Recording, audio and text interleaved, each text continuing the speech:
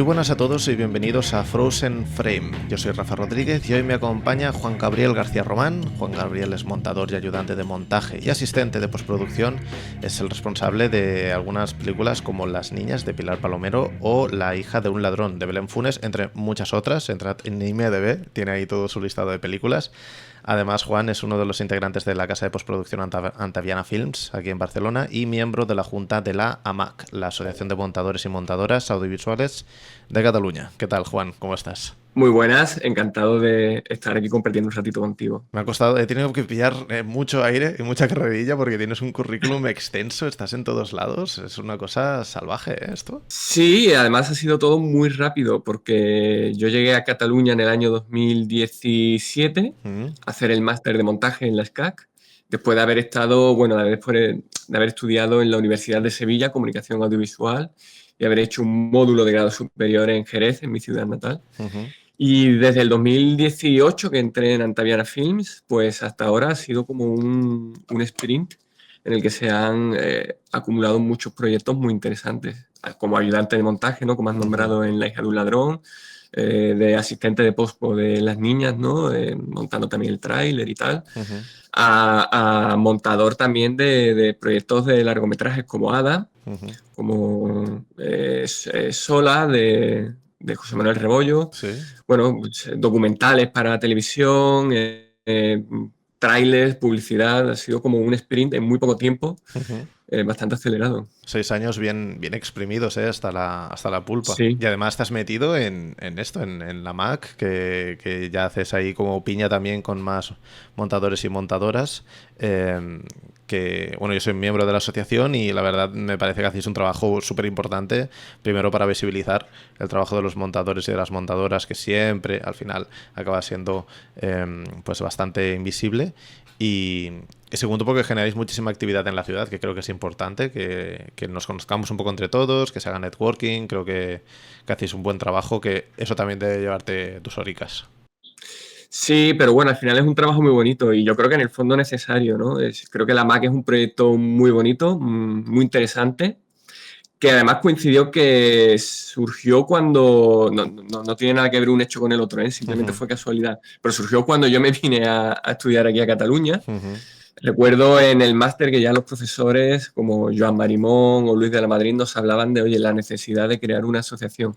Hay una asociación de directores, de productores, de guionistas, pero no hay de montadores. Quizás porque es un trabajo muy individualista y muy en el que trabajas muy aislado del resto de compañeros.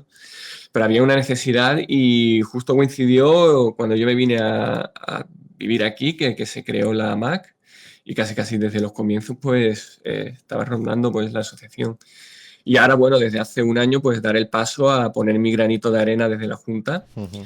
Pero bueno, que al final el granito de arena se puede poner desde la Junta o siendo socio o de mil formas se puede colaborar. Sí, y creo que el impacto que tiene sobre el sector es bastante importante y sobre todo lo que he comentado, muy necesario. 100% estoy de acuerdo contigo. Aún así, hoy venimos a hablar del resultado de tu trabajo, el resultado de los montajes, de la película en sí. Cuando la película ya llega a la sala, la gente la ve. No sé cuál es tu criterio en cuanto a la elección de una buena película. No sé cuáles son los 3 ingredientes que tú consideras que tiene que tener una gran peli para poderle poner ese adjetivo de gran película. Pues mira, bueno, primero hay que decir que lo de gran película es muy relativo, ¿no? Porque al final lo que para ti puede ser una gran película, para otro es una película mediocre y viceversa, ¿no? Entonces, pero sí es verdad que de entrada lo que me viene a la cabeza para que una película sea buena o para que una película sea grande, lo primero que me viene a la cabeza es que tenga un buen guión. Lo segundo que me viene a la cabeza es que tenga un buen guión. Y lo tercero que me viene a la cabeza es que tenga un buen guión. O sea, un guión en definitiva. Es importantísimo. O sea, nosotros siempre tenemos la broma, ¿no? En el montaje de que, bueno, de que aquí todo el mundo, el guionista, el director, los actores, trabajan para nosotros, porque realmente la peli se hace en la sala de montaje. Y aunque hay cierta verdad ahí, hay algo de cierto ahí, la verdad es que si una película no tiene un buen guión, por mucho que tú montes, por mucho que tú intentes arreglar, podrás hacerla un poquito más digerible, pero no vas a hacer una gran película. Claro.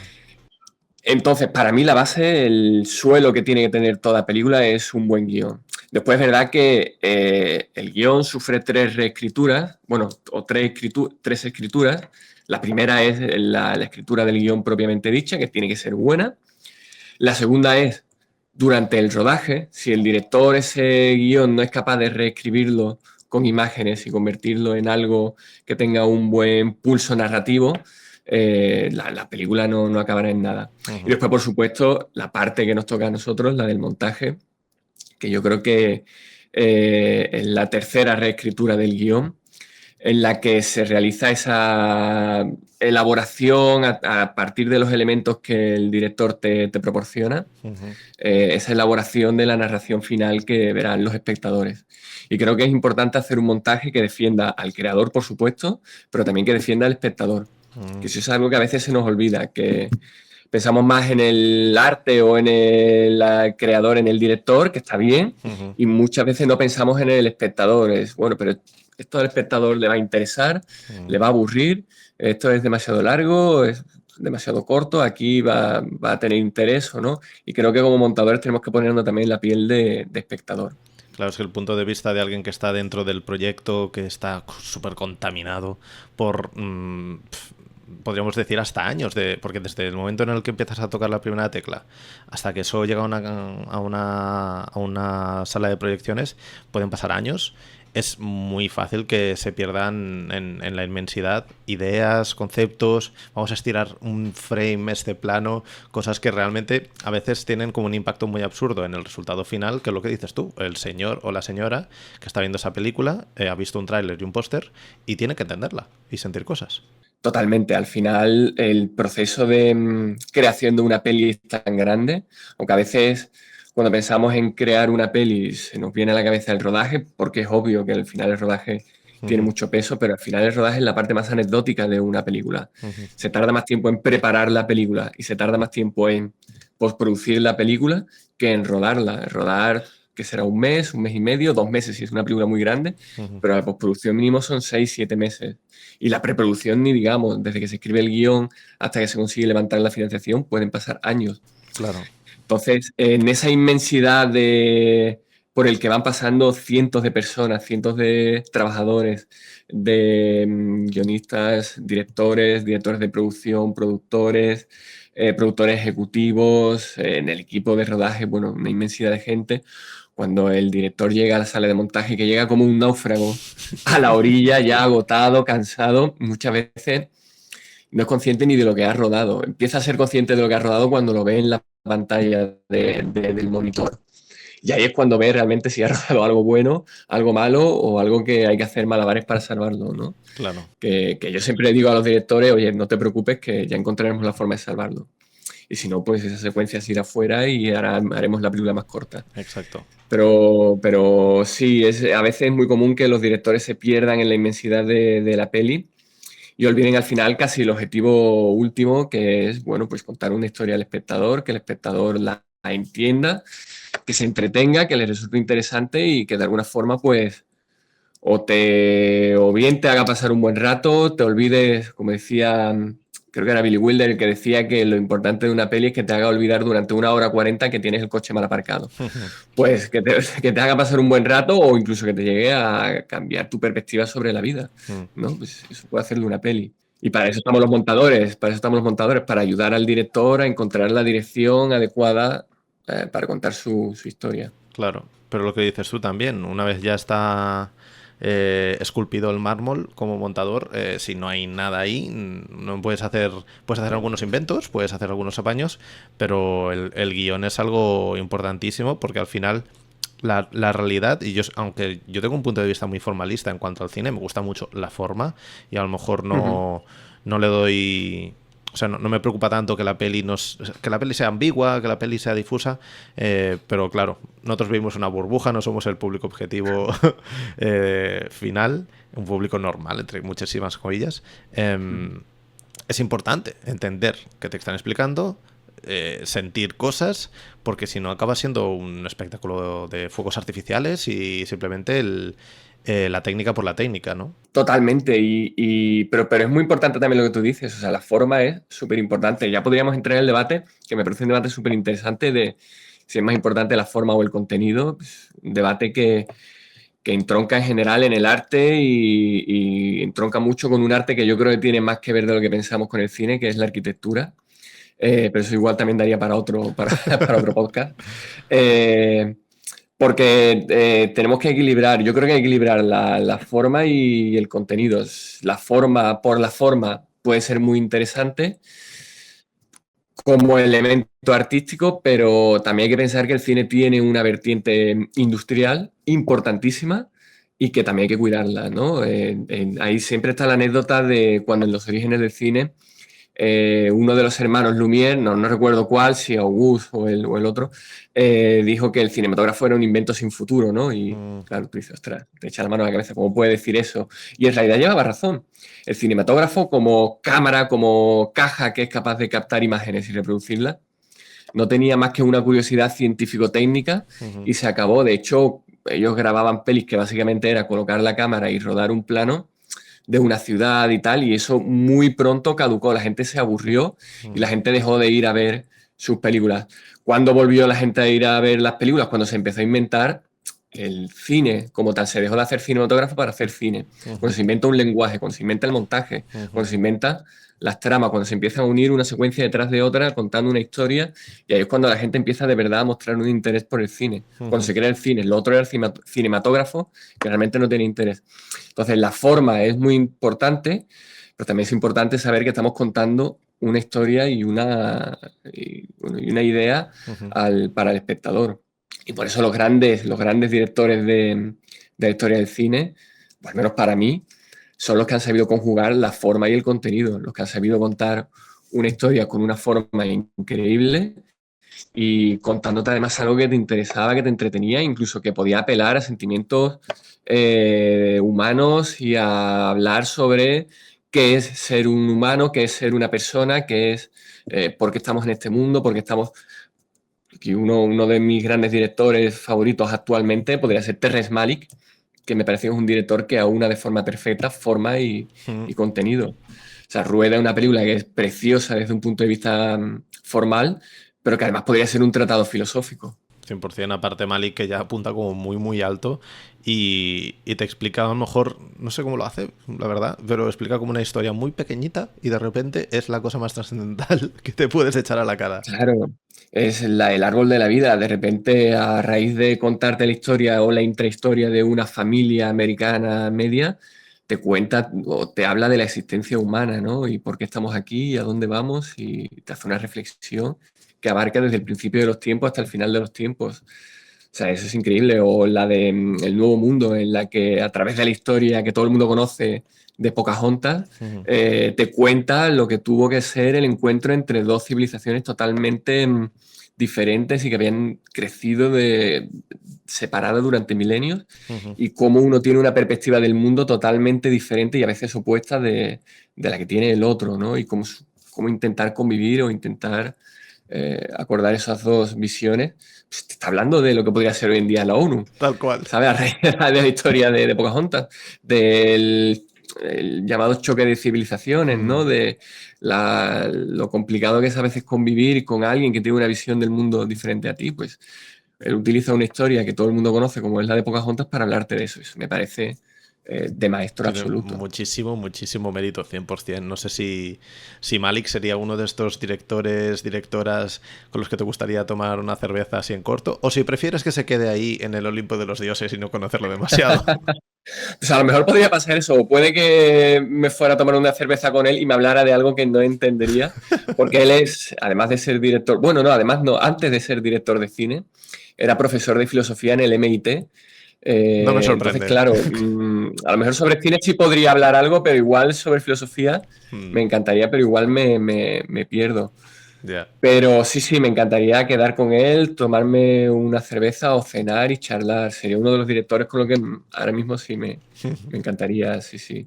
Eso, bueno, en cuanto a directores vivos. Pues bueno, también pienso en otros directores con los que me gustaría cenar, ¿eh? Con Spielberg, por ejemplo. Me encantaría hablar con él, o con Sofía Coppola, que me parece que es una de las directoras con más personalidad que hay ahora mismo, ¿no? Eso de directores vivos, muertos, Mucho tengo otros más. con los que me gustaría quedar. Hostia, Pero eso es más difícil. con Spielberg en particular debe ser ya no simplemente un tipo con el que podríamos aprender mucho, porque evidentemente hasta, bueno, con cualquiera que esté trabajando en la industria a día de hoy, hasta el gaffer de turno que haya pasado por 50 producciones este año, con ese aprendes, evidentemente.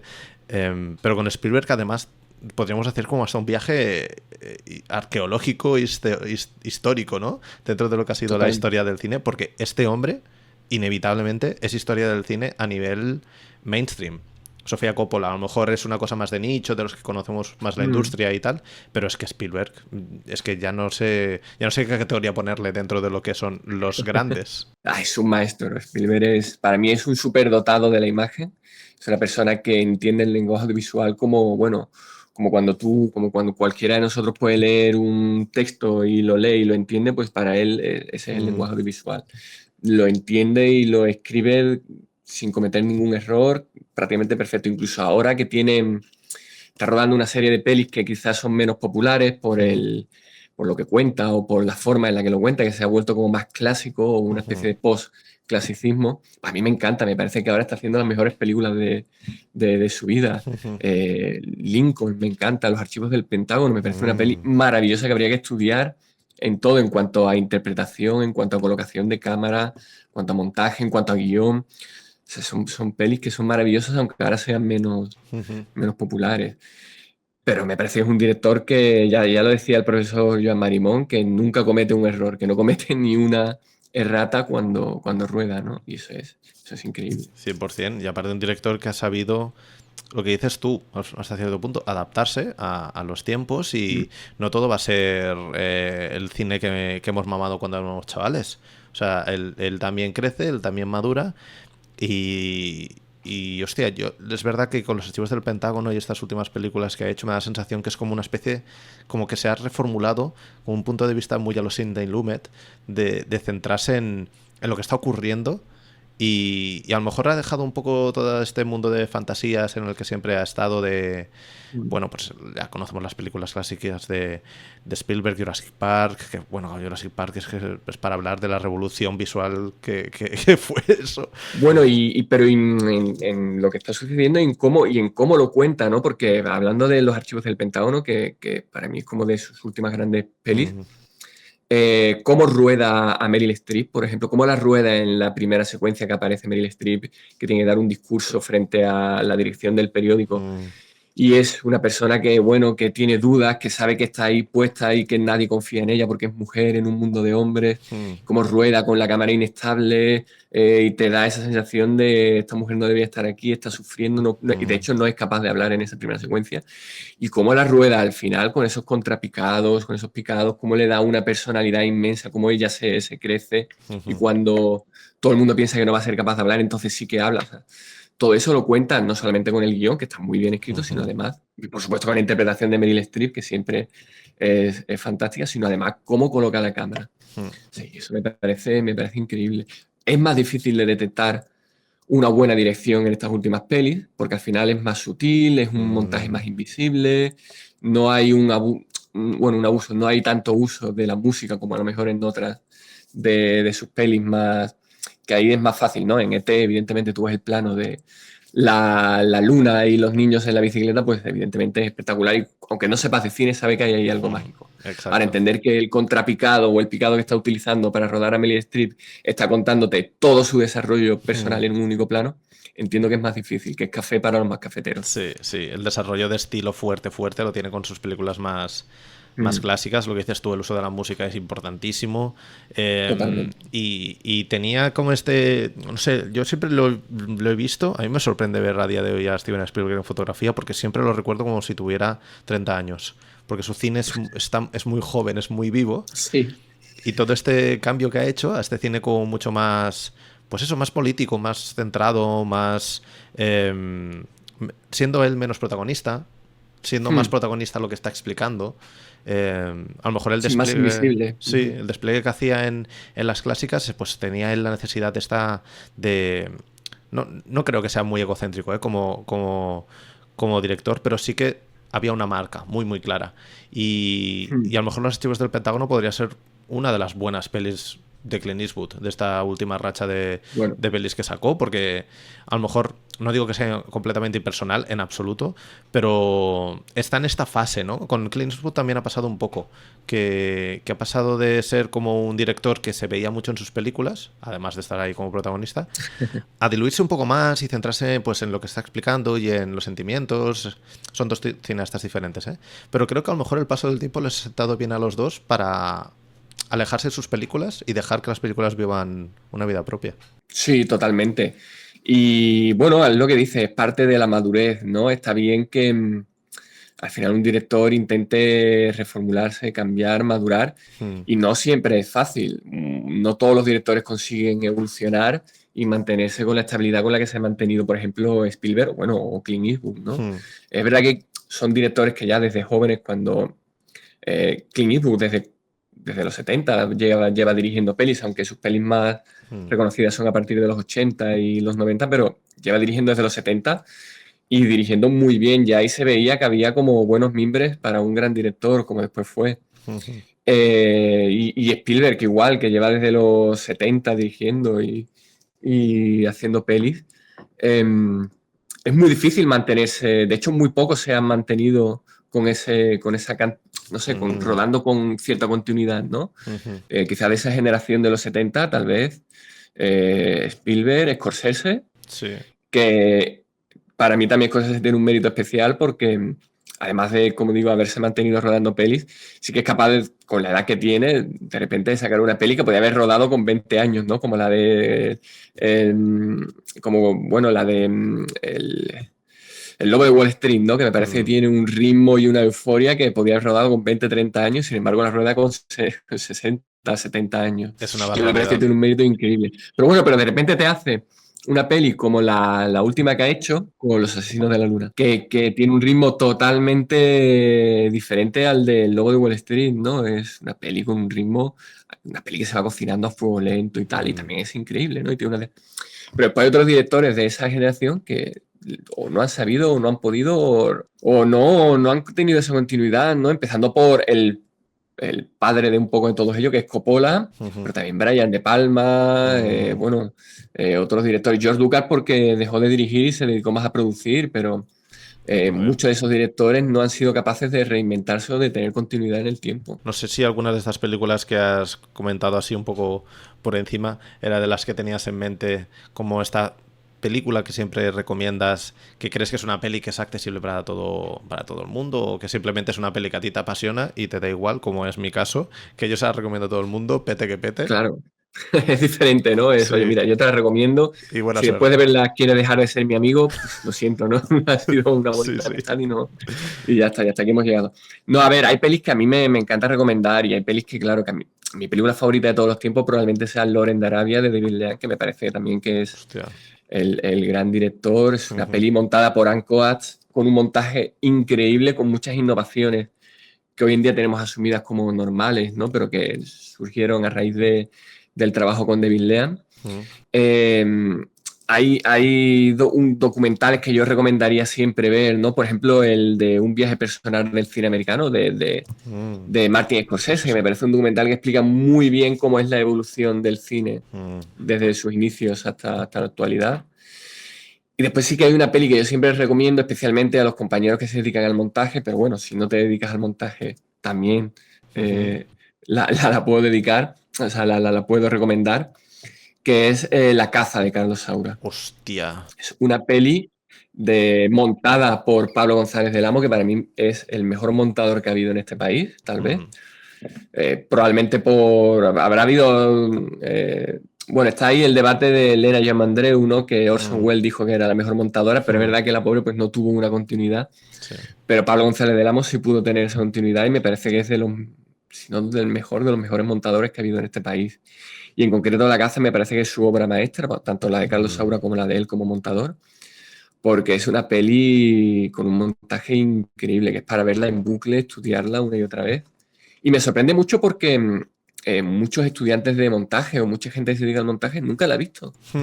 No. Y me parece que es una peli que deberías ver antes de empezar a montar cualquier peli, te la deberías ver para, para Mm. no sé, refrescar conceptos y pillar algunas ideas porque me parece que es de las pelis mejor montadas de la historia del cine.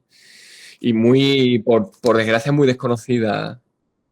Puedo entender que en el resto del mundo se desconozca, pero aquí o entre los profesionales del montaje me sorprende mucho que no se conozca. Es que yo creo que de Saura no es de las más conocidas. A lo mejor Piper Minfrape, como mi prima Angélica, puede ser de las más Sí, después reconocidas. la de, eh, bueno, la que tiene de la Guerra Civil y después los documentales que ha hecho, bueno, y Mm, el Pelitango que estuvo nominado al Oscar y tal, pero sí, es verdad que es un director que tuvo mucho impacto, sobre todo en los 60, en los 70 aquí, mm, pero bueno, que después parece que se ha perdido, ahora se ha recuperado un poco porque el pobre ha fallecido y cuando alguien fallece mm. se recupera mucho su figura, pero que es verdad que en los últimos años está un poco medio olvidado por el gran público. Mm. Creo que también influye un poco eh, una figura que hay detrás de todas estas grandes pelis de los 60, 70 del cine español, que es la de Elias Querejeta, el productor 100%. de todas esas pelis, ¿no? Y creo que es un productor que además le gustaba mucho el montaje, que se iba a la sala de montaje, Mm, que trabajaba con los directores mano a mano y que influía mucho en el corte final que se veía en el cine. mm, Y eso creo que se echa de menos ese tipo de productores mhm. y que muchos de estos directores, cuando les ha faltado esta figura, no es que hayan hecho peores películas, pero bueno, creo que no han sabido conectar tanto con el público como cuando tenían a Elias Querejeta al lado. La verdad que Kerjeta lo que tocaba lo convertía en oro, ¿eh? O sea, yo no sé Sí, qué, total. la De visión hecho, o no sé qué tenía este me hombre. pasa con la última peli de Víctor Erice, que me parece que Mm, tiene momentos muy buenos, pero digo, ostras, aquí le hace falta un Elias Querejeta al lado que le diga, oye, corta media hora de peli, esto sí, sobra, aquí esto fuera, esto tal, esto dale más ritmo, y de haber sido una buena peli puede haber sido una obra maestra, bueno, como puede todas las ser. pelis anteriores de Víctor Erice, ¿no? 100%. Y de. Hostia, hablabas de Lawrence de Arabia y David Lean. David Lean también. Ese hombre, me acuerdo, yo tengo muy, muy presente Breve Encuentro. Que tiene una cantidad de pelis buenas este hombre también. Todas las que tiene son, son buenas, incluso las comedias románticas que tiene Sí. y tal son buenas. O sea, es un director bueno. Igual no es casualidad tampoco que venga del montaje. Mm, Él era montador antes que director y empezó a dirigir pelis junto a Noel Coward. Y, y es un tipo que, bueno, sabe utilizar el sonido, yo creo que como pocos directores. sí. Muchos directores se centran en lo visual, pero olvidan el audio. Mm, Y el cine al final es audiovisual y no todo el mundo, no todos los directores entienden eso. sí.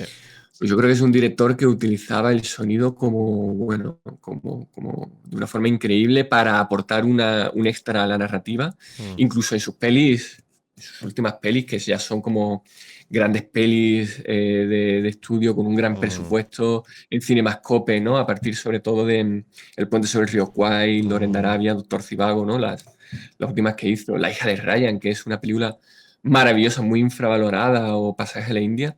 O sea, el uso que hace el sonido, bueno, hasta el punto de que en Pasaje a la India el sonido es capital, es lo que vertebra toda la ujú, trama de la peli. ujú. El sonido es lo que hace que avance la trama y lo que desarrolla toda la historia. O sea, me parece increíble.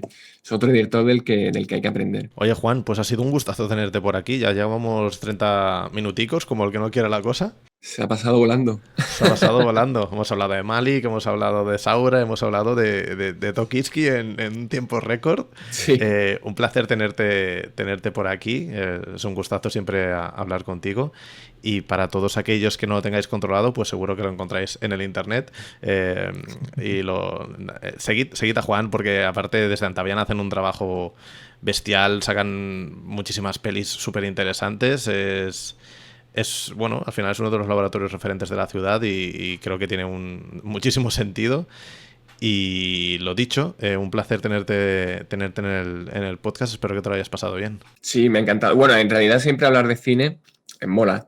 y más si es con un colega. Entonces, eso siempre está bien. Y la verdad es que se me ha pasado súper rápido, ¿eh? Venía un poco nervioso, se me ha pasado muy rápido y sí, sí, muy bien. Fácil y indoloro. A todos los que estáis a todos los que estáis al otro lado del aparato, recordad que nos podéis seguir en Spotify, iVoox y Google Podcast. Estamos también en Twitter, Frozen Frame, y nos vemos en el siguiente. A cuidarse, un besito, que vaya muy bien. Chao, chao, hasta luego.